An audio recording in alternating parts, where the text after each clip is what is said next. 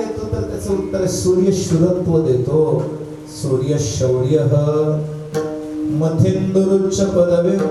चंद्र काय देतो तर उच्च पदवी देतो. जेवढे काही लोक उच्च पदावरती आहेत, उंचावर गेले, कीर्ती खूप वाढले, पद खूप मोठे मिळाले, समजा चंद्राची कृपा आहे. आणि आपल्या महादेवाचं नाव सोमेश्वर आहे. सोम म्हणजे चंद्रच बरं का.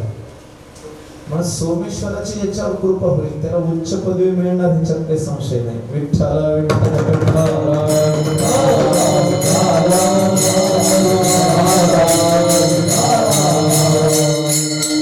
सूर्य शौर्य मथेंदुरुच्च पदवी. उच्च पदवी मिळवायची, उंच पद मिळवायचं एखादं तर चंद्राची कृपा लागते, त्याला चंद्रबळ लागतं बरं का. ज्योतिषशास्त्राच्या भाषेमध्ये त्याला चंद्रबल असं म्हणावं. ज्याचं चंद्रबल मजबूत आहे त्याला उच्च पदवी मिळते. नको म्हटलं पद तरी ते पद चालून मागे येतं. कशा करता तर चंद्राची कृपा आहे. विठ्ठला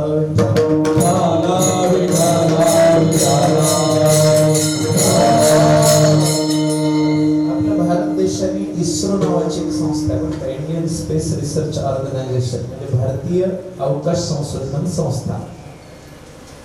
त्यांनी एक चंद्रयान 3 पाठवलं होतं की नाही चंद्रावरती. 15 दिवस त्यांनी काम केलं. आता मरून पडलेले तिथं, आता काम करत नाही काय, एक डबडं होऊन पडलं. कारण की चंद्राची आता तिथं जी थंडी आहे ते -232 डिग्री सेल्सिअस आहे. शेवटचं तापमान -232. म्हणजे काय थंडावा असेल. ज्ञानोबा उगाच म्हणत नाही चंद्राहुनी शीतळ. विठ्ठला विठ्ठला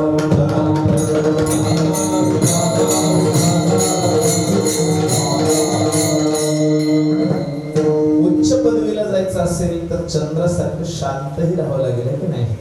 शांती परते नाही सुख, येरावधीची दुःख मनोने शांती धरा, उतराल पैल तिरा. हा अभंग रागवलेल्या माणसाला म्हणून दाखवा, तो ऐकू नाही घ्यायचा नाही हो. विठ्ठला विठ्ठला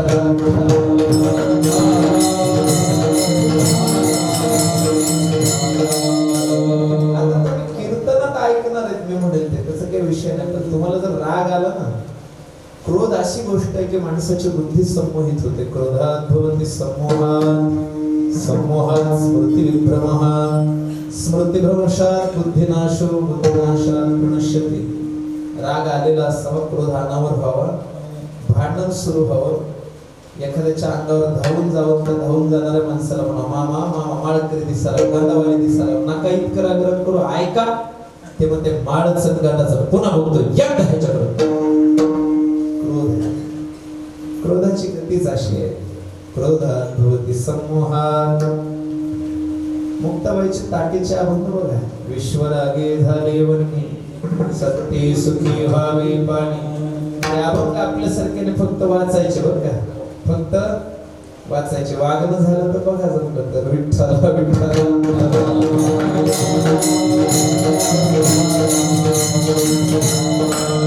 टाळ वाजवताना बाजूच्याचा कोपर लागावा आहे. हळूच इकडे थांब, बाहेर पुन्हा सांगतो तुला काय. उच्च पदवी मथेंदुरुच्च पदवी. चंद्र काय देतो? उच्च पदवी देतो. मंगळ काय देतो? तुमचं मंगल कार्य करतो. सन्मंगलम मंगलम. जेवढं काही मंगल तुमच्या जीवनामध्ये घडायचं ते मंगलाच्या कृपेनंच होतं बरं का. आणि तो भूमिपुत्र आहे, त्याच्यामुळे तुम्हाला प्लॉट पाहिजे, जागा पाहिजे, शेत पाहिजे, घर पाहिजे. ह्याच्याकरता मंगळ ग्रहच अनुकूल असावा लागतो. ज्यांचा मंगळ ग्रह चांगला आहे ऐका, ती माणसं नेता सुद्धा होऊ शकतात. विठ्ठला विठ्ठला.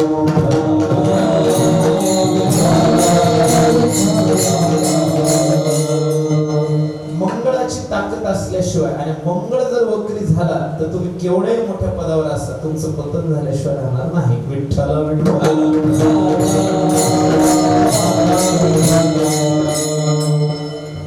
आता कुंडलीमध्ये एक प्रकार येतो मांगलिक कुंडली म्हणून, मंगळाची कुंडली. असं त्या मंगळाच्या कुंडलीला खूप आश्रय मानला जातो बरं का.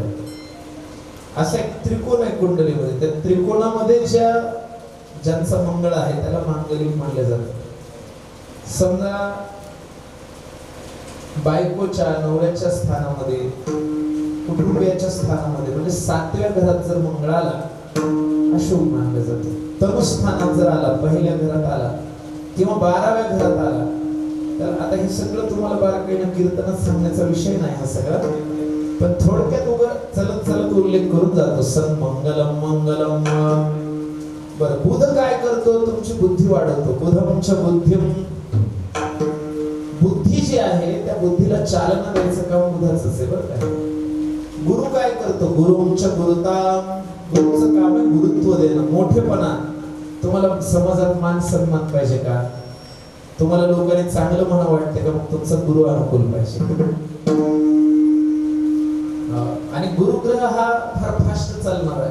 एका वर्षामध्ये एक रास सोडून देतो, लगेच पुढे चालत राहतो. विठ्ठला विठ्ठला. शनी महाराजांची गती फार स्थूल आहे, दम्माने चालतात, म्हणून त्यांचं नाव मंदचार आहे. आता गेल्या अमावस्याला पाडव्याच्या आदल्या दिवशी मीन राशीमध्ये परिवर्तन झाले, कुंभ राशीत होते. आता मीनेत किती दिवस राहतात? खूप दिवस राहतात. 10-10, 11-11 वर्ष सोडत नाही ते एका राशीत बरं का. महादशा लागली की 19 वर्ष तथास्तु म्हणतात. विठ्ठला विठ्ठला विठ्ठला.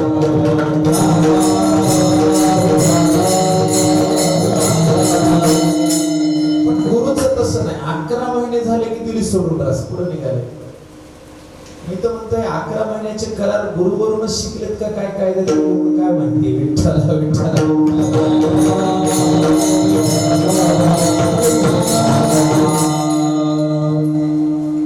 शुक्रम सुखम. शुक्र काय देतो? सुख देतो.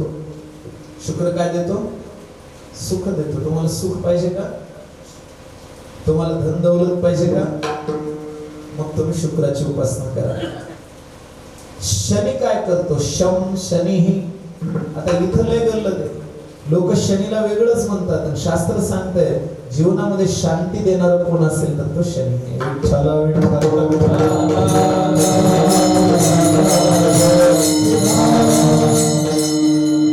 आता तुम्ही म्हणाल एकीकडे शनीची 7.5 शनी मागे लागला. फार त्रास झाला की आपल्या खेड्यात म्हणायची पद्धत काय? सनी मागे लागलो. सनी म्हणजे शनीच हो. सनी म्हणजे दुसरं काही नाही. किंवा काय सन्नी ताप झाला म्हणजे शनीचा ताप झाला. पण शनीच शांती देतो म्हणतात. शनी सारखी शांती कोणी देऊ शकत नाही. मग ती कशी देतो? तर कधी कधी कृपा करून देतो, कधी कधी तुम्हाला शुद्ध करून देतो. शुद्ध करायचं म्हणल्यावर धुवावंही लागेल ना. विठ्ठला विठ्ठला.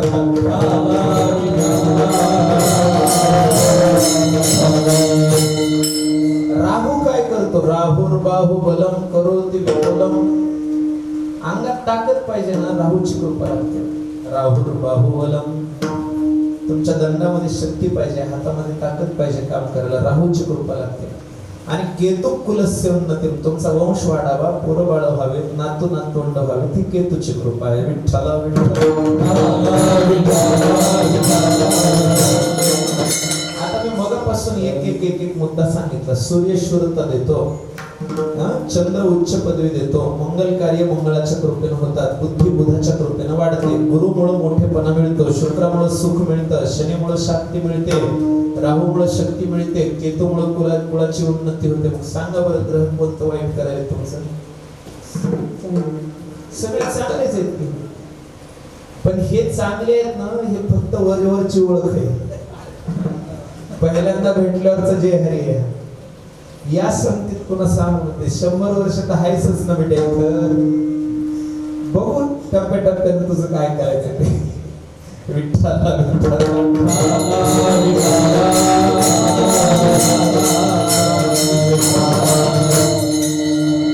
ग्रहाची कुदृष्टी पडल्यावर काय फळ आहे ते वेगळं आहे. मी तुम्हाला चांगलं सांगितलं बरं काय. नवीन ओळख करून दिली. बाकी अवकृपा झाल्यावर, ग्रह वाकड्यात गेल्यावर, वक्री झाल्यावर, महादशा अंतरदशा उपदशा लागल्यावर, अडीचकी लागल्यावर काय होतं वगैरे त्या गोष्टी जाऊ द्या. त्या मी कीर्तनात सांगत नाही, तुम्ही ऐकूही नका. चांगलीच आहे असं धरून चलत जा. किंवा आता एखादा पाहुणा आपल्या गावात आला, विचारलं तुमचं गाव कसं आहे हो? तुम्ही बोला ना कसं आहे म्हणता. चांगलं गाव आहे आमचं, बेस्ट गाव आहे. आता त्या पाहुण्याला कधीतरी यायचंय 10 वर्षाला, त्याला चांगलंच म्हणायचं. त्याला काय उपयोग आहे सांगून खरं काय खोटं काय ते. विठ्ठला विठ्ठला.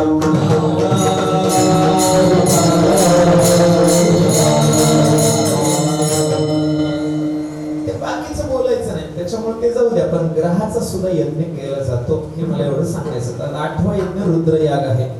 भगवान शंकराला प्रमुख देवता मानून भगवान शंकराची उपासना केली पाहिजे. त्या यजुर्वेदामध्ये 8 अध्याय आलेले आहेत भगवान शंकराच्या उपासनेचे. त्याचं नाव आहे रुद्राष्टाध्यायी.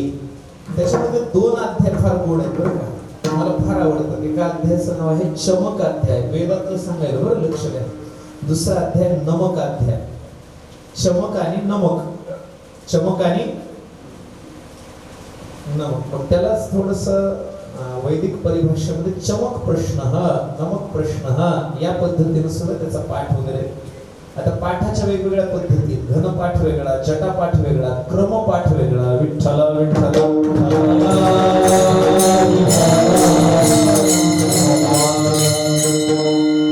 क्रमपाठ म्हणजे जशी मंत्राची रचना आहे अगदी तसं सरळच्या सरळ आपल्याला ते वाचून काढायचं, त्याचं नाव आहे क्रमपाठ. घनपाठ वेगळा, जटापाठ त्याच्यापेक्षा वेगळा असतो बरं. आता ते फार विस्तारात जात बसायचं काही कारण नाही. चमक आणि नमक म्हणजे काय, तर प्रत्येक 2 शब्दाला नम हा शब्द जोडलेला बरं. नमो अघोरेभ्यो थगोरेभ्यो नमो नमः, घोर घोर तरेभ्यो नमो नमः. सारखं नमो नमो नमः नमः नमः नमः असं जोडलेलं आहे.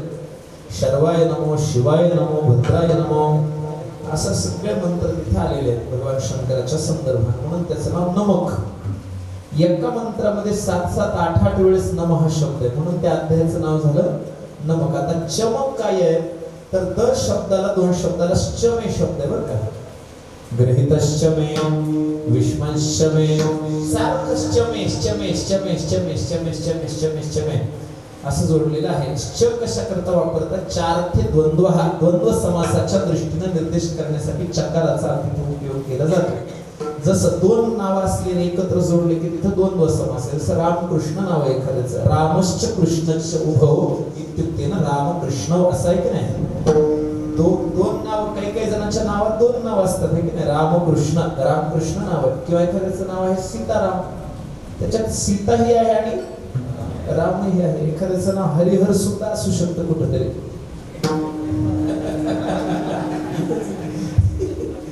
ते 2 नाव आहेत की नाही त्याच्यामध्ये, तिथंही द्वंद्व समास आहे. हरिश्च हरश्च उभो इति हरिहरः.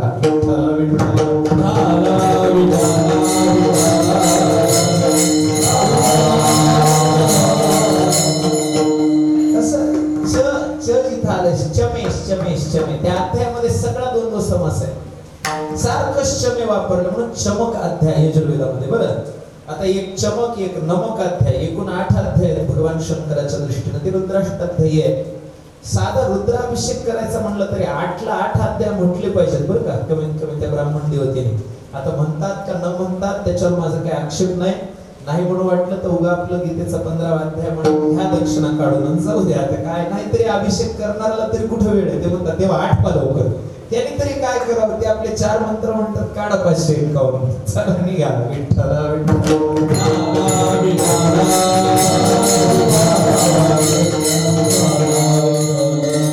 म्हणजे काळानुसार आता काय करतं त्याला, कारण करणाऱ्यालाही धीर नाही माझं, करणाराही धीर. अभिषेकाला बसल्यानंतर कमीत कमी 4 घंटे लागायला पाहिजेत की नाही देवाच्या, नाही का. शास्त्र सांगतो तुम्हाला 1.25 प्रहर चालतो, त्याचं नाव अभिषेक आहे ना. विठ्ठल विठ्ठल.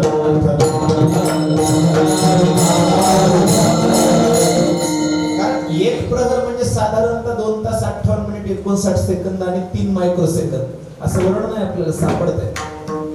म्हणजे ढोबळ सांगतो तेवढे सेकंद मायक्रोसेकंद कुठे लक्षात ठेवतात. 3 तास म्हणजे 1 प्रहर धरा.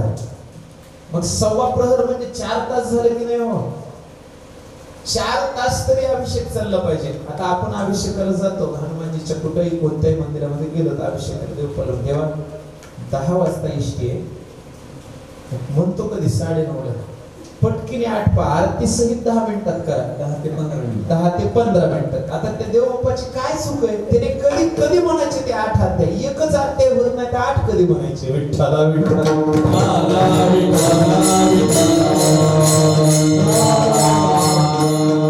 ते आपलं गायत्री मंत्रावरच आठवतात. ओम भूर्भुवः स्वः पाणी लावा काय करतात असं आहे ते बरं.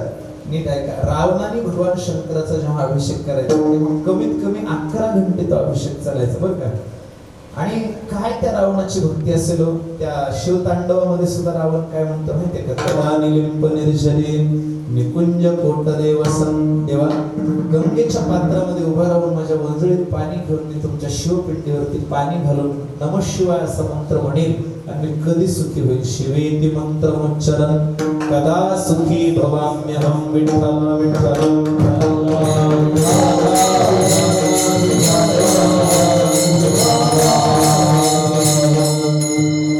त्याच्यानंतर त्याच रुद्रयागाचं थोडंसं विशालतम मोठं स्वरूप म्हणजे महारुद्रयाग. बरं का, महारुद्रयाग नावाचं यज्ञ तिथे सांगितलेलं आहे. त्याच्यानंतर आपल्याला एखाद्याला जर जगदंबेची उपासना करायची असेल तर त्याच्याकरता देवीचा यज्ञ करायची शास्त्राची आज्ञा आहे. जगदंबेचा त्याला शक्ती याग म्हणता येतं. शाक्त लोक जे आहेत, देवीचे उपासक जे आहेत, ते देवीला मुख्य देवता म्हणून देवी करता वेगवेगळे यज्ञ करत असतात. त्याच्यामध्ये तो शक्तीचा याग करण्याचं सुद्धा विधान आहे. नवरात्रीमध्ये जे विशेष करून अष्टमीला नवमीला जे यज्ञ केले जातात ते देवीला प्रमुख मानूनच यज्ञ केले जातात. त्याच्यामध्ये देवीच्याच सगळ्या विधिविधानाचं वर्णन शास्त्रामध्ये आलेलं आहे. तर ते सुद्धा यज्ञच आहेत. आणखी कोणता यज्ञ करायला पाहिजे तर सांगितलं पितृयज्ञ. पितरांच्या दृष्टीने आपण यज्ञ केला पाहिजे, त्यांना नैवेद्य दिला पाहिजे. ते पितृयज्ञाचं वर्णन आहे. आता हे सगळे यज्ञ सांगत असताना एक यज्ञ थोडा चमत्कारिक रीतीने वेदामध्ये आपल्याला सापडतो. त्याचं नाव पितृमेध. म्हणजे वडिलांच्या मृत्यूनंतर त्यांना जो अग्निकाष्ठ दिला जातो तो सुद्धा एक प्रकारचा यज्ञच आहे म्हणून सांगितलं. बरं, म्हणून पूर्वीच्या काळी जेव्हा अग्नी द्यायचे तेव्हा गाईचं तूप सुद्धा त्याच्यात टाकलं जायचं. मृत्यू झाला समजा कोणाच्या आईचा वडिलांचा तर त्यांचा जो अग्नी देण्याची क्रिया आहे, अंत्येष्टी क्रिया, ती सुद्धा यज्ञच म्हणून सांगितलेली आहे. विठ्ठला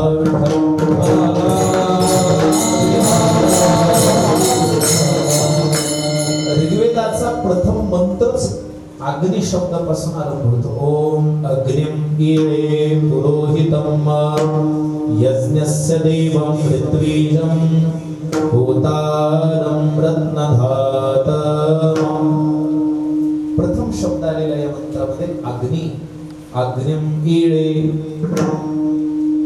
अग्नीशिवाय कशाचाच आरंभ होत नाही. म्हणून सगळ्या गोष्टीचा आरंभ कशाला म्हणायचं तर अग्नीला आपल्याला आरंभ म्हणता येतं. विठ्ठला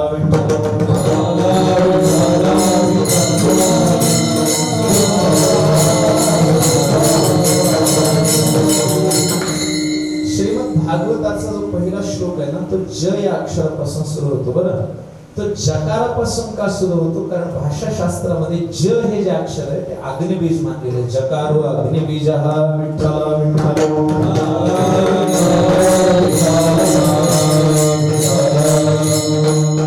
भागवताचा जो प्रथम श्लोक आहे त्याच्यामध्ये जन्माद्यस्य यतोऽन्वयादितरतः शार्थेष्व अभिघ्नस्वराट् तेने ब्रह्महृदाय आदिकवये मुह्यन्ति यत्सूदयः तेजो वारिमृदां यथा विनिमयो यत्र त्रिसर्गो अमृषाः धाम्ना स्वेन सदा निरस्तकुहकं सत्यं परं धीमहि. त्याच्यात पहिलं अक्षर आलेलं ज म्हणजे ते अग्निबीजच आहे. बरं, किंवा वेदांत दर्शन ज्याच्यावर वेदांताची सुरुवात जिथून ब्रह्मसूत्राची होते त्याचं दुसरं सूत्र बघा जन्माद्यस्य यतः. पहिलं सूत्र हे फक्त प्रस्तावनाच आहे ना, अथातो ब्रह्म जिज्ञासा. पण त्या सूत्रात ही जिज्ञासा शब्दामध्ये ज आलेलं आहे. आणि दुसऱ्या सूत्रात तर स्पष्टपणे जन्माद्यस्य यतः जकारापासूनच सिद्धांताची प्रतिपादनाची प्रक्रिया आरंभ होते. म्हणून वेदांत शास्त्र सुद्धा अग्निबीजापासूनच आरंभ आहे. म्हणून अग्नीलाच आपल्याला आरंभ म्हणता येतं. विठ्ठला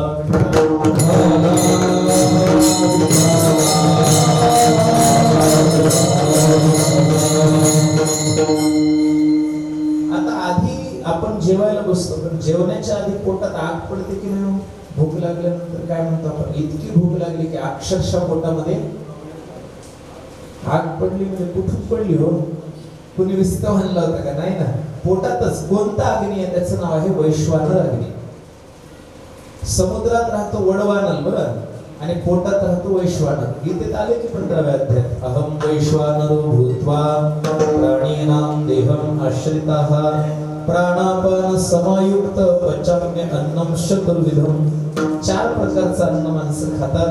4 प्रकारचं अन्न पचवण्याचं काम वैश्वानर नावाचा अग्नी पोटामध्ये बसून करतो. कोणते 4 प्रकारचे? तर भक्ष, भोज्य, लेह्य आणि चोष्य. भक्ष म्हणजे काय? सरळ खाता येतं, जसं भात आहे, त्याच्यातलं काही काढावं लागतं का बाजूला? भक्ष आहे, उचलले की खायचं, चावायचं, गिळायचं काम आहे. भोज्य कोणतं आहे? जसं एखादं फळ खायचं, सीताफळ खायचं, बिया बाजूला काढावं लागतं, त्याला भोज्य म्हणायचं. काही अंश त्यागायचा, काही अंश खायचा. किंवा त्याचं जे वरचं हे असते की नाही, काय सालपट म्हणा, किंवा ते टरफल म्हणा, हा टरफल, छान शब्द सांगतो, ते टाकून द्यायचं की नाही, त्याचं नाव भक्ष. बरं, नंतर भोज्य झालं. आता तिसरं झालं लेह्य. लेह्य म्हणजे चाटून खायचं, जसं मध खायचंय, चावून खाता येईल का? मधातलं काही टाकून द्यायचंय का? नाही, त्याला चाटून खायचं, म्हणून त्याचं नाव लेह्य प्रकार येतो. बरं का? आणि चौथा प्रकार आहे चोष्य, म्हणजे चोखून खायचे काही प्रकार आहेत. जसं आंबा आहे, आपण कसं खातो, किंवा त्याच्या शेंगाची भाजी वगैरे खात असतो आपण, शेवग्याच्या की नाही, तर तशाच शिजवलेल्या त्या अशा चोखून म्हणा, वरपून म्हणा, ते सगळं एकच प्रकार झाला, त्याला चोष्य असं म्हणावं. विठ्ठला विठ्ठला.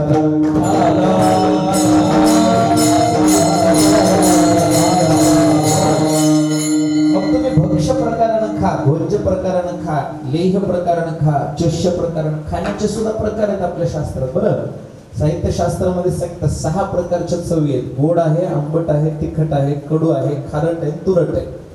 7वी चव जगात नाही. मधुराम्ल लवण कटु तिक्त कषायः षड्रसान्नः. 6 प्रकारच्या चवी आहेत. गोड चव आहे, आंबट आहे, तिखट आहे, खारट आहे, तुरट आहे, कडू आहे. 7वी चव जर तुमच्या कल्पनेत असली तर सांगा मला. नाहीच, 6च प्रकारच्या चवी, त्याला षड्रसान्न म्हणतात.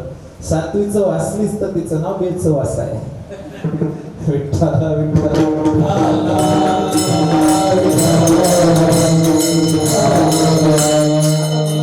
तुम्ही एखादा पदार्थ खायला, तो कोणत्या तरी चवीचा असा ना, गोड तरी असा, आंबट तरी असा, तिखट तरी असा, खारट तरी असा, तुरट तरी असा, कडू तरी असा, ह्याच्यातलं कोणतंच नसल्यावर काय नाव देणार होत आपण? ती चवच द्यावं लागेल. 7वी चव आहे म्हणायचं बस. कधी जर चहा फारच बिघडला आणि विचारलं कसा आहे, 7व्या चवीत आहे. विठ्ठला विठ्ठला.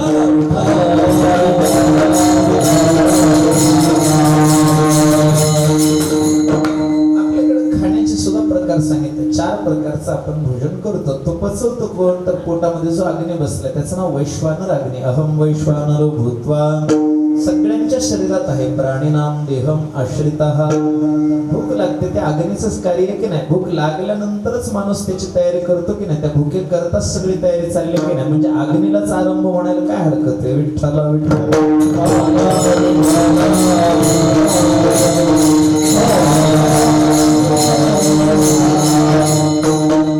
कोणत्याही गोष्टीची इच्छा होणं सुद्धा एक प्रकारचा अग्नीच आहे बरं का. जेव्हा ती इच्छा पूर्ण होते तेव्हा तो अग्नी शांत होतो. त्या दृष्टीने जरी विचार केला तरी अग्नीला आरंभ म्हणता येतं. पण अग्नीच मूळ आहे का? तर नाही. अग्नीच्या आधी काही तत्व लागतात. वारा असल्याशिवाय आग पेट घेईल का? बोला ना. वायू असल्याशिवाय अग्नी पेटेल का? नाही ना. तिथे हायड्रोजनची गरज आहे का? ऑक्सिजनची गरज आहे. कार्बन डायऑक्साईड पुढे निर्माण होणार आहे. वारा असल्याशिवाय जर अग्नी लागणार नाही. जसं हनुमानजीची शेपटी जाळण्याकरता जेव्हा लंकेमध्ये सगळी तयारी झाली, वायुदेवतेला हनुमानजीने सांगितलं, पिताजी जोपर्यंत रावण फुंकर घालायला येत नाही तोपर्यंत पेटू द्यायचं.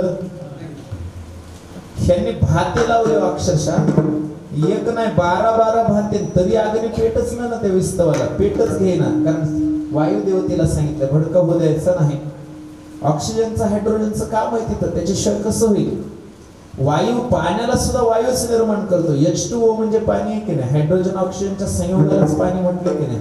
अग्नीला सुद्धा हायड्रोजन नसला तर ज्वलनशीलता कशी तयार होणार आहे? सांगा ना मला तुम्ही. कसं करायचं?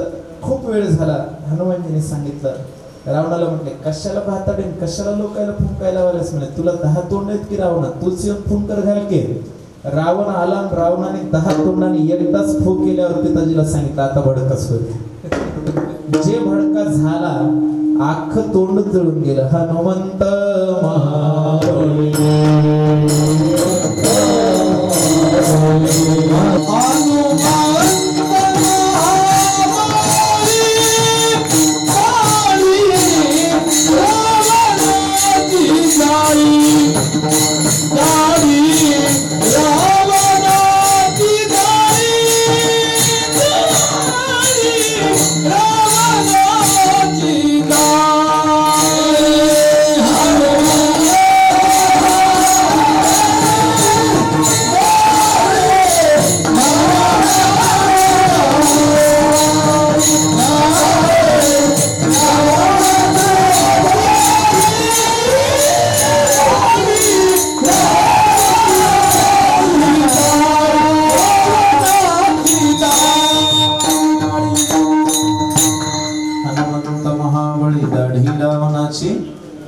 जाळी रावणाची दाढी जळून टाकली की नाही हो, आणि मग रावण कसला दाढी बडवतात ते विजवण्याकरता त्याला हात विसर तोंड धावते की नाही, मोठीच फजिती झाली. होऊ द्या, मला कशासाठी सांगायचे, वायूशिवाय अग्नी नाही.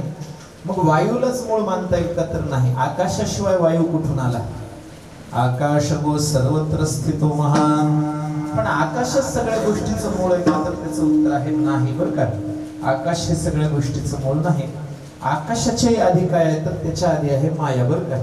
मायेनंच या विश्वसृष्टीची उत्पत्ती केलेली आहे. माया हेच या विश्वसृष्टीचं उपादान कारण आपल्याला मानता येतं. विठ्ठला विठ्ठला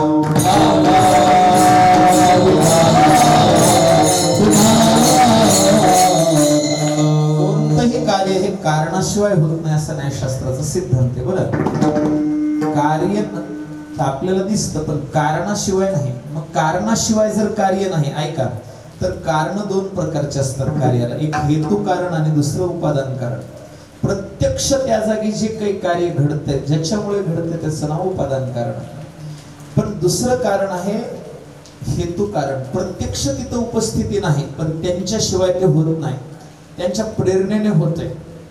उदाहरण सांगतो. एका गावामध्ये एका माणसाने घर बांधलं बरं का. काय नाव होतं त्या माणसाचं? रावसाहेब असं धरून चला. माझ्या सगळ्या दृष्टांतात रावसाहेब हे नाव कॉमन वापरतो ना, कुणाचं असलं तरी तुमचं नाही ते माझ्या दृष्टांतातलं आहे, स्पेशलायझेशन आहे ते. ऐका, रावसाहेबने घर बांधलं, रावसाहेबने घर बांधलं, म्हणून लोक वास्तुशांतीला आले, जेवण केले, निघाले, चर्चा सुरू. काय रावसाहेबने घर बांधलं? वा वा, काय रावसाहेबने घर बांधलं? मला सांगा, घर गौंड्याने बांधलं का रावसाहेबने? रावसाहेबला बांधकाम थोडीच येत आहे. मग गौंडी हा उपादान कारण आहे बरं. पण रावसाहेब नसते, त्यांची जागा नसते, त्यांनी पैसे खर्च केले नसते, तर घर झालं असतं का? रावसाहेब शिवाय घर झाले का? मग रावसाहेब म्हणजे त्या कार्यातलं हेतू कारण आहे बरं. तसं या विश्वसृष्टीचं उपादान कारण गौंड्याचं काम मायेनं केलंय, पण रावसाहेबचं काम भगवंताने केलंय. विठ्ठला विठ्ठला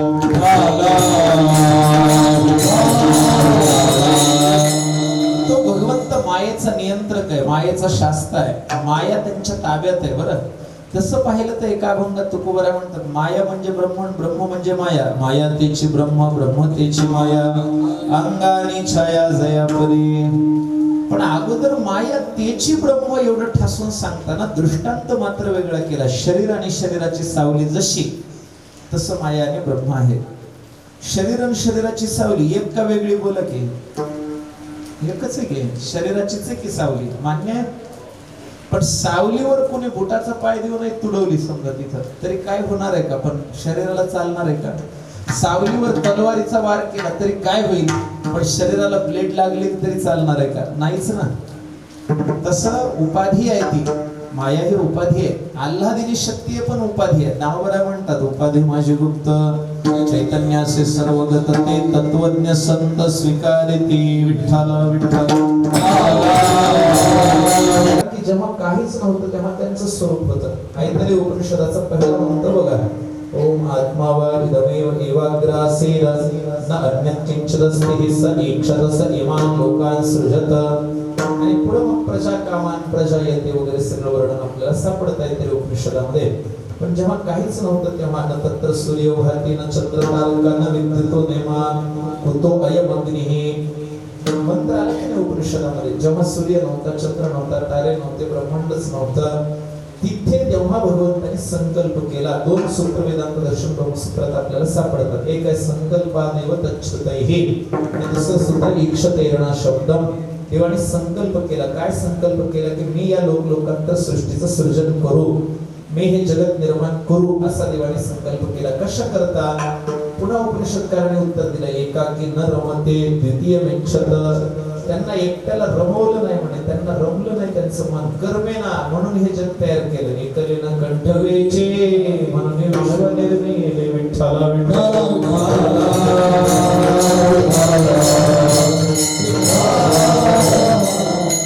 मूळ परब्रह्म स्वरूपाचा विस्तार ईश्वर रूपामध्ये जेव्हा होऊ लागला तेव्हा भगवंताने कोणतं रूप धारण केलं? सुरुवातीला तर शब्द ब्रह्माचं रूप धारण केलं.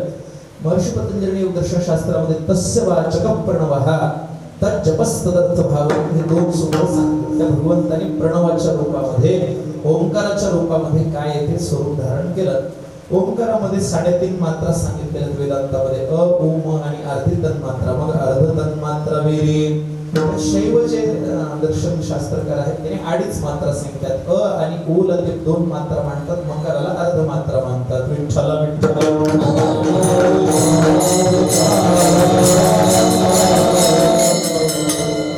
मात्र 3.5 माना 3 माना पण त्रिपद प्रणव सांगितलेला आहे. अ उ आणि म 3 अक्षर स्पष्ट आहेत.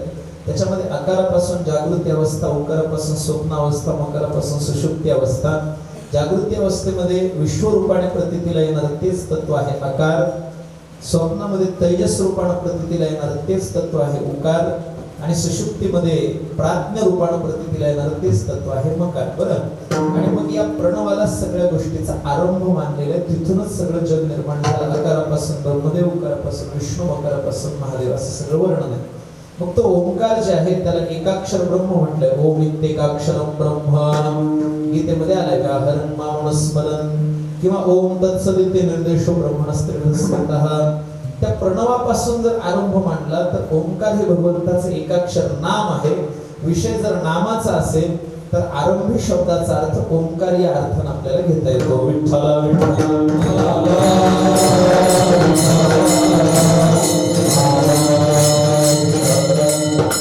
दुसरा शब्द ज्ञानोबाने वापरला आवड. आवडी कशाला म्हणायचं हे बघा. तुम्हाला काही येऊ की नको येऊ, परमार्थामध्ये आवड असणं गरजेचं आहे. एक जण म्हणले महाराज मला हरिपाठ पण येत नाही. म्हणलं नका येऊ द्या. टाळ पण वाजवता येत, म्हणलं नका येऊ द्या. म्हणले महाराज तुम्ही सांगितलेलं कळत आहे म्हणून नाही. म्हणलं नका कळू द्या. म्हणजे सगळंच होऊ द्या कसं म्हणता. म्हणले एक सांगा, आवड आहे का? आवड आहे का? लीडिंग क्वेश्चन आहे. येस ऑर नो मध्ये उत्तर द्यायचं. आहे का नाही आवड? आहे. जर आवड आहे तर मग काहीच नका येऊ द्या, तरीही तुमचं कल्याण होईल. सगळंच येत असून आवडच नसली तर काय करायचं? म्हणून आवड असायला पुण्य लागतं. आवडीने भावे हरिनाम घेशी तुझे चिंता अशी सर्व आहे. किंवा बहुत सुकृताची जोडी म्हणून विठ्ठल आवडी. देवाची आवड लागत पुण्य लागतं. आवड असणं गरजेचं आहे बरं का. आणि तिसरा जो शब्द ज्ञानोबाने उपयोगात आणलाय त्या शब्दाचं नाव आहे आदर. नामस्मरणाबद्दल आदर पाहिजे बरं, विथ रिस्पेक्ट, ड्यू रिस्पेक्ट. कारण सांगतो तुम्हाला, आपण नामाला किंमत देत नाही म्हणून नामाचं फळ मिळत नाही. ज्याने त्याला किंमत दिली, ज्याने आदर केलं, त्याला पूर्ण फळ मिळत असतं. विठ्ठला विठ्ठला.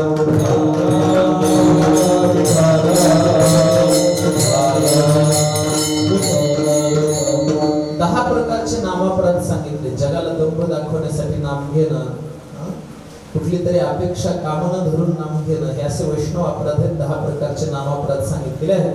ते 10 प्रकारचे नामापराध टाळून जे नामस्मरण केलं जातं ते नामस्मरण आपल्या हितावह कल्याणप्रद आहे. त्याच्यात काही शंका नाही. त्याच्यापासून आपल्याला लाभाची प्राप्ती होणार, याच्यात काही शंका नाही. आपला विश्वास पाहिजे की या नामाने मी तरणार आहे. आणि कलियुगात दुसरा मार्गच नाही ना. कलो नास्तेव नास्तेव नास्तेव गतिरन्यथा. हरेर्नाम हरेर्नाम हरेर्नाम एव केवलम. कलियुगामध्ये करावे कीर्तन.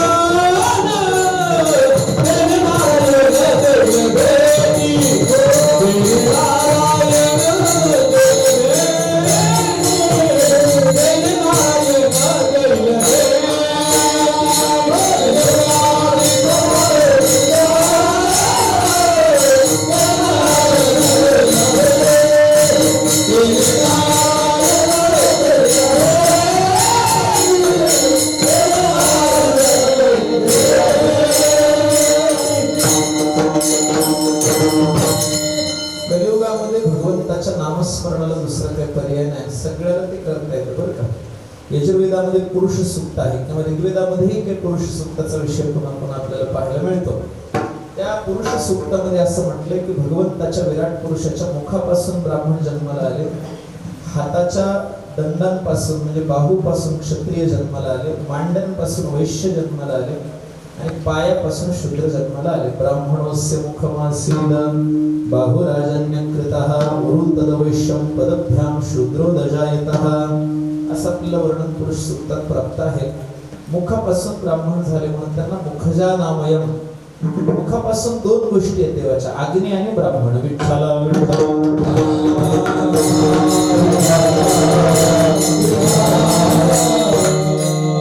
बाहूपासून, हाताच्या दंडांपासून क्षत्रिय उत्पन्न झाले, मांड्यांपासून वैश्य, पायापासून क्षुद्र. याच्यात उंच नीच काही नाही बरं का, तसं काही समजू नका.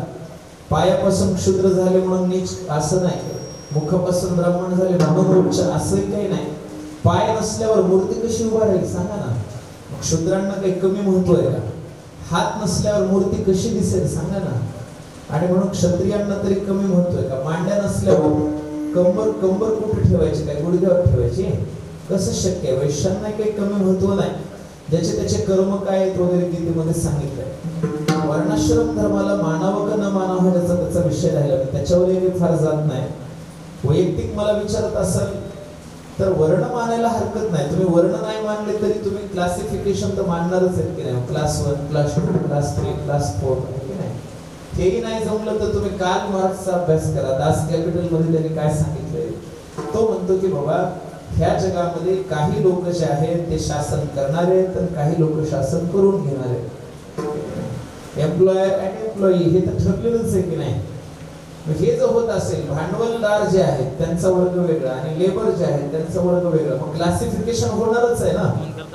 फक्त आपल्यावरतीच वर्णवादी वगैरे असे काही नावं ठेवले जातात भारतीय संस्कृतीला. त्यांना माहित नाही की बाबा इट्स क्लासिफिकेशन, हे वर्गीकरण आहे, ते होणारच आहे. काय सगळ्या माणसाला एकाच साईजचं शर्ट आणलं येईल का?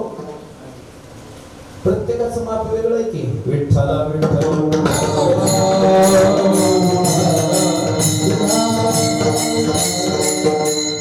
उंच नीचचा प्रश्न नाही, सगळेच भक्त आहेत. सगळ्यात आणि एक सांगतो, भक्तामध्ये तर सगळ्याच जाती धर्माचे भक्त आहेत, त्याच्यामध्ये काही संशयच नाही. आता ऐका, नीट सांगतो बरं. मग आदर म्हणजे काय? तर ब्राह्मण असो, क्षत्रिय असो, वैश्य असो, क्षुद्र असो, जाऊ द्या एक अंत्यज वर्ण म्हणून सांगितलं जे चारी वर्णाच्या पलीकडे, ते असू द्या किंवा स्त्रिया असू द्या, वेश्या असू द्या, सगळ्याला अधिकार आहे. कलियुगे उद्धार हरिच्या नामे,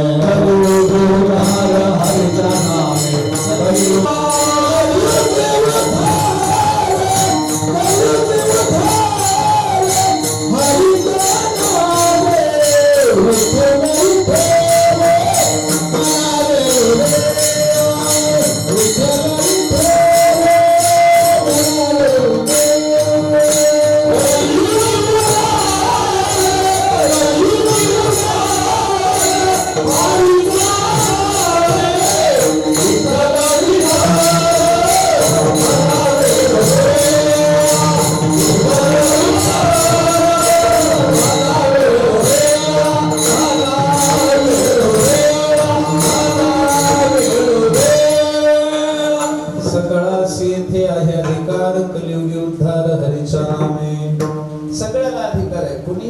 स्त्रिया, वैश्य, शूद्र, कोणत्याही प्रकारच्या वर्णातल्या कोणत्याही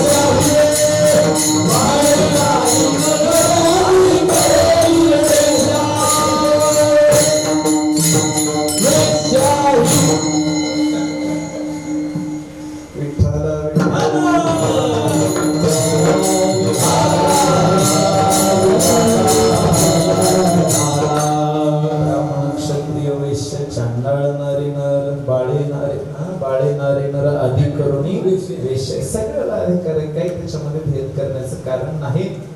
सगळ्यांना अधिकार आहे आणि त्या भगवंताचं नाम घेतल्याबरोबर सगळ्या इच्छा कामना पूर्ण होतात. म्हणून दानोबरांचं म्हणणं आहे, आरंभी आवडी आदरे आले नाम.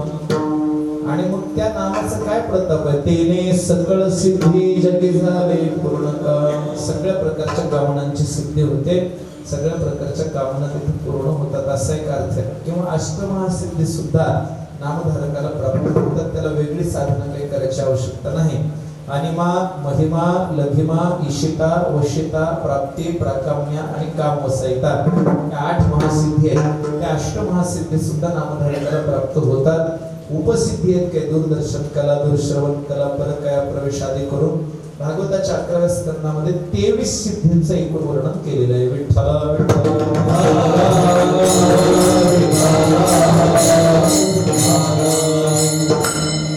त्या सगळ्या सिद्धी प्राप्त होतात आणि जी कामना धरली ती सुद्धा कामना पूर्ण होते असं नामस्मरणाचं महात्म्य आहे. खूप मोठा यज्ञ नामस्मरण म्हणजे नाम जप यज्ञ तो परम बाधन शक्ती स्नानादी कर्म नामे पावन धर्म नाम परब्रह्म वेदार्थे.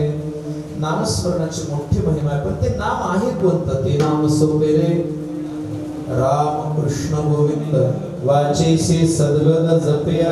राम कृष्ण गोविंद 3 नाम सांगितले. पण ज्ञानोपरीने एक नाव त्याच्यात वाढवलं, दुसऱ्या चरणात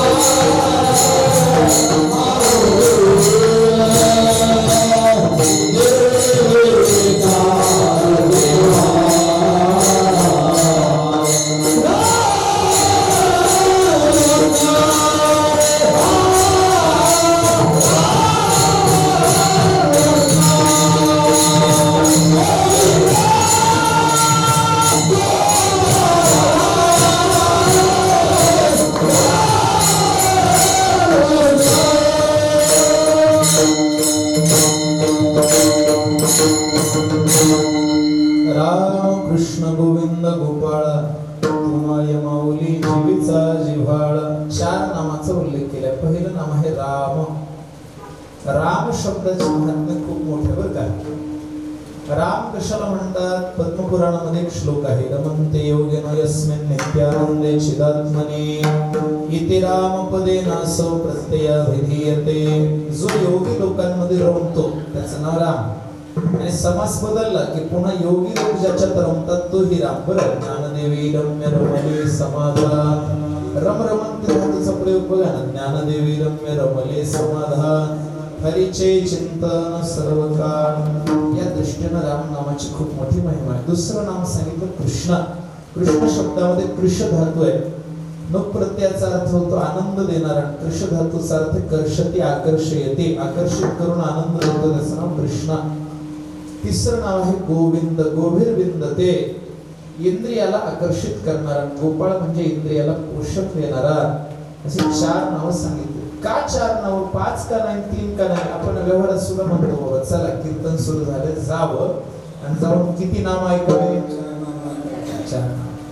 किंवा कुळाचारी नाम विठोबाचे 4 नाम. तिथं कुळाचार शब्दाचा अर्थ आमच्या कुळाचा आलेला आचरण असा आहे बरं का. तिथं 4 शब्दाचा अर्थ आकड्यातला 4 नाही. पण मी उगाच तुम्हाला बोलता बोलता सांगून गेलो. चला पुढे जाऊ. मला सांगायचं आहे की 4 नामाचा उल्लेख केला. राम, कृष्ण, गोविंद आणि गोपाळ. त्याच्यात एकच नाम त्रेतायुगातलं आहे. कृष्ण नाम द्वापर युगातलं, गोविंद नाम द्वापर युगातलं, गोपाळ नाम द्वापर युगातलं. कशामुळे असं? त्याचं कारण कृष्ण, गोविंद, गोपाळ हे सगळं मिळून विठ्ठलच आहे किंवा म्हणून विठ्ठलच आहे. आणि विठ्ठल म्हणजे राम सुद्धा आहे. बरं कसं 3 राम झाले आतापर्यंत. किती राम झाले? 3 राम. पहिला राम परशुराम. पहिला राम कोणता झाला? परशुराम. दुसरा श्रीराम आणि तिसरा राम बलराम. परशुराम सगळ्यात वर नंबर 1, मध्यभागी श्रीराम आणि सगळ्यात खाली बलराम 3 नंबर आहे की नाही? पांडुरंगाने कमरेवर हात का ठेवले तर म्हणाले मी मधला राम आहे म्हणून. वरचा परशुराम नाही, खालचा बलराम नाही, मी दोन्हीच्या मधला श्रीराम आहे म्हणून कमरेवर हात ठेवले. कमरेवर हात ठेवण्याच्या अनेक कारणापैकी हे सुद्धा एक कारण सांगितलं जातं. विठ्ठल विठ्ठल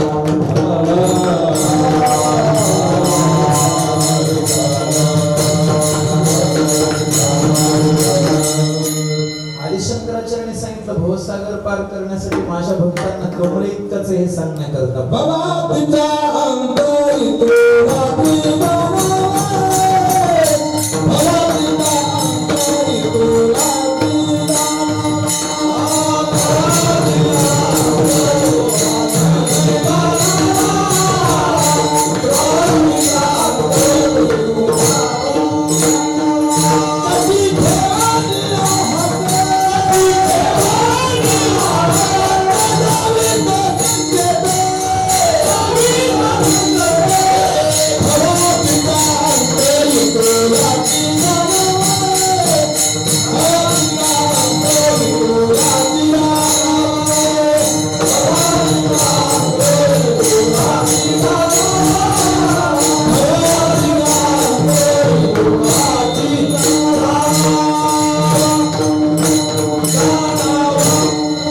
बाबा पिता अंतरी तुला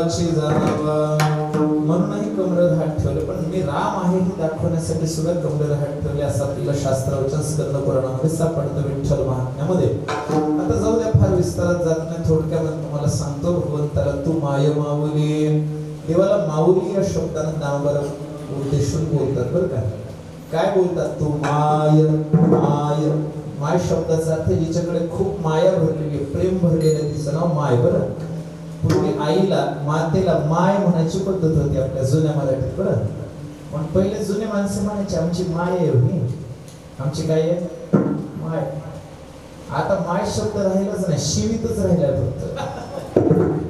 इतकी अक्कल राहिली आपल्याला, काय सांगा विठ्ठल.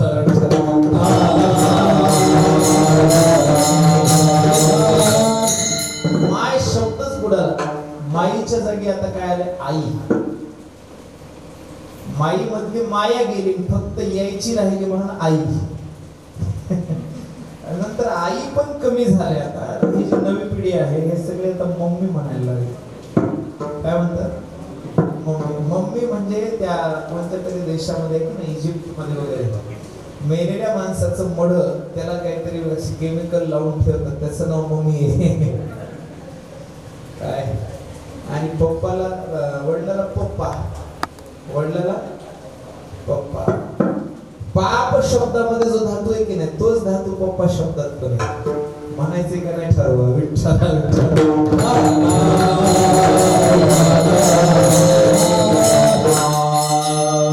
पुढं ऐका.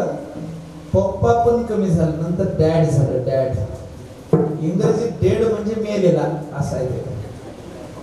म्हणजे डेथ म्हणजे मरण, डेड म्हणजे मेलेला. ईडी प्रत्यय जोडलं त्याला. तर बघा तुम्ही असे नाव बदलले. आता मम्मी सुद्धा म्हणणं झाले, मॉम म्हणतात. मॉम. मॉम करताना कसे इथलं दावड दुखत नाही काय म्हणतात.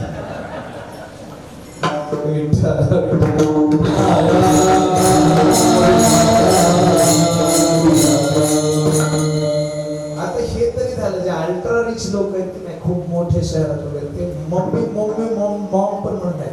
मम्मीला मॉम म्हणतात आणि पप्पाला पप्स म्हणतात.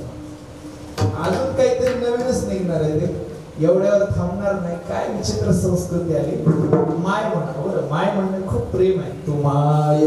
देवाला म्हणले तू आमची माय आहेस. देवा काय आमची तू आमचा मायबाप बंधू तुची गा करुणा सिंधू. किती अभंग सांगावे. माय जगन्नाथ बाप जगन्नाथ अनाथाचा नाथ जगन्नाथ. किती प्रमाण देता येतात आपल्याला.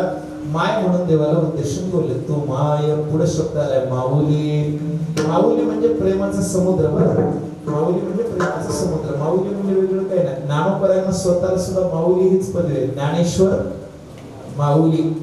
ज्ञानोबा बघा तुम्ही एखाद्या माणसाचं नाव ज्ञानोबा ठेवा त्याला सगळं गाव काय म्हणतं पुन्हा माऊली. त्याला नाव माऊली ठेवायची गरज नाही. नाव ज्ञानेश्वर ठेवा आपोआप त्याला शब्द जुळतो काय माऊली. विठ्ठला विठ्ठला.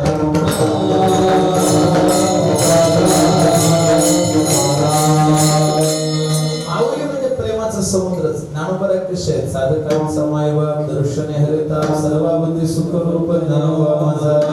या दृष्टीने तो माय माऊली आणि सगळ्या जीवांच्या ठिकाणी जिव्हाळ्याच्या प्रेमाच्या रूपाने देवच आहे. बरं का. कोणीतरी अलीकडे या पाणी घ्या नका भिजू पावसात एवढं जरी म्हणलं तरी ते भगवंताचं स्वरूप आहे. त्यानंच हे सगळं दया माया भावना ह्या वृत्ती दिलेल्या आहेत. बरं नसलं असं जर नसतं माणुसकीच राहिली नसते. ऐका आणि माणसानेच माणसं खाल्ली असते. विठ्ठला विठ्ठला.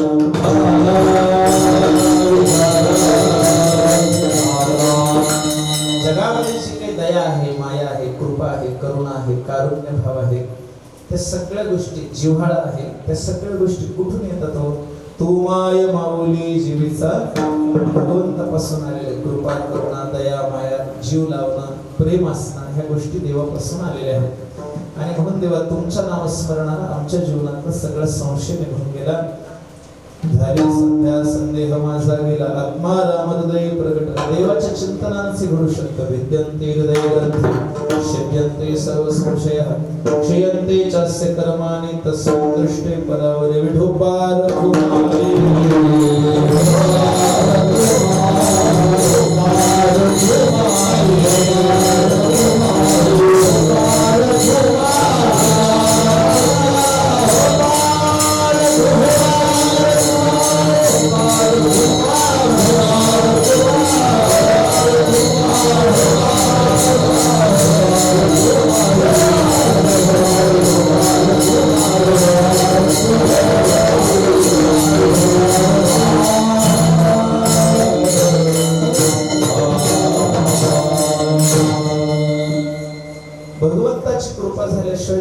संशय जात नाही. संशयाने खूप त्रास होतो. संशयावनी घोर अनेक पाप किंवा संशयात्मा विनश्यते. आमच्या जीवनातला संशय शंका संदेह सगळ्या गोष्टी भगवंत तुमच्या नामस्मरणाने गेला. हीच तुमची कृपा करून आमच्यावरती अशीच राहू द्या अशी भगवंताकडे प्रार्थना आहे. तुझे येणे नामे सगळं संदेह भेटो.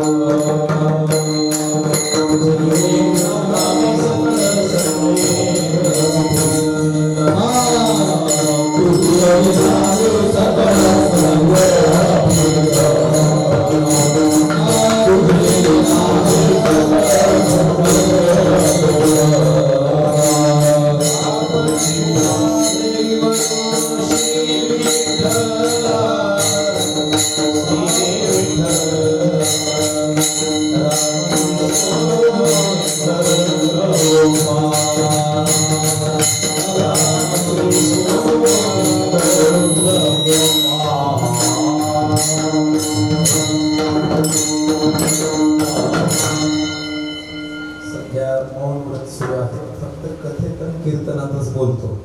एरवी बोलत नाही त्याच्यामुळे कोणी राग मानू नये. इथं बोललो हेच बोलणार. झालेली सेवा भगवंताच्या चरणी समर्पित मला या ठिकाणी बोलावल्याबद्दल आभार धन्यवाद. ज्ञानेश्वर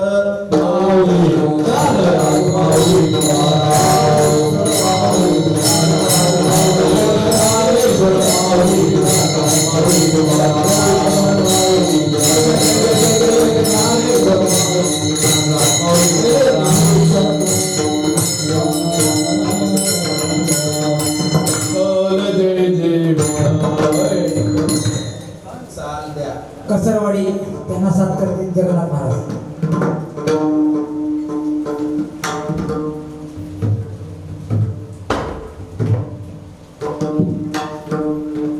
तुझी